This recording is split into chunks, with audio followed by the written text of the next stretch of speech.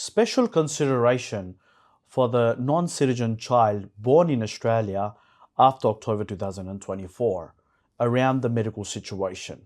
Let's understand what has changed and how is that going to impact you if your child was born in Australia and has some medical condition. Hi, this is Nish from Professional Visa and Education Services, your immigration lawyer. Now today I'm going to discuss about your child and your child's health.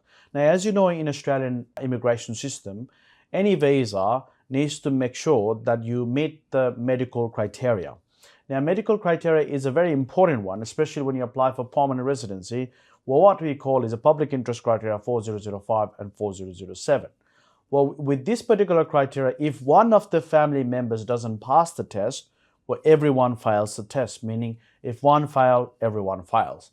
Therefore, it's very important to mitigate this risk, because you have done your hard work in terms of obtaining those points, or maybe even been sponsored by the employer.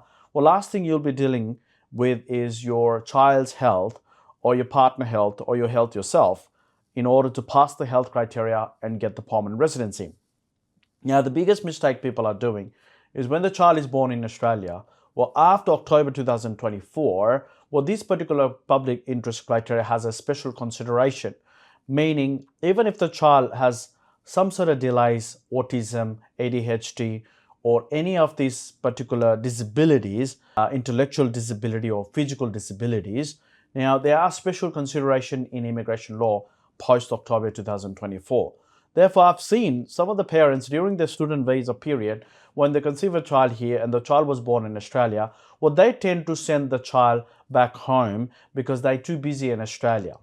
Now, what happens is if the child has been living overseas, despite the child was born in Australia, or if the child was actually born overseas, now this special consideration goes away, meaning you have to now deal with public interest criteria 4005, especially when you apply for permanent residency. Now, the threshold is 86,000 with the CPI in 5 years, which is significantly low. I mean, it doesn't take long for you to reach that $85,000 threshold mark, especially with the kids with the disabilities in Australia, because they will consider everything when it comes to a child with a disability. They'll put some hypothetical analysis. When I say they, is a member of Commonwealth medical officer. They will put these particular calculations on your child when they go for a medical checkup, and it will definitely go beyond $85,000, which is soon to be 86. So, if the child was born in Australia, you'll get this special consideration and you don't have to deal with the public interest 4005. But if the child was born in Australia and you left them back home for too long, more than 6 months, now usually what happens is not considered as a primary domicile of Australia. So meaning you may have to still deal with the public interest criteria 4005. So if the child was born in Australia, even when you were holding a temporary visa, it is advisable keep them in Australia, because there are so many rules and there's so many rights and there's so many obligations your child might be eligible to tap in when the right timing comes in when you apply for permanent residency. So 16th of October 2024, this was the greatest changes for the migrants, especially with the kids with disabilities, can tap into permanent residency despite of the disabilities. Now, before that, everyone has to deal with the public interest criteria 4005, especially when the child was born overseas.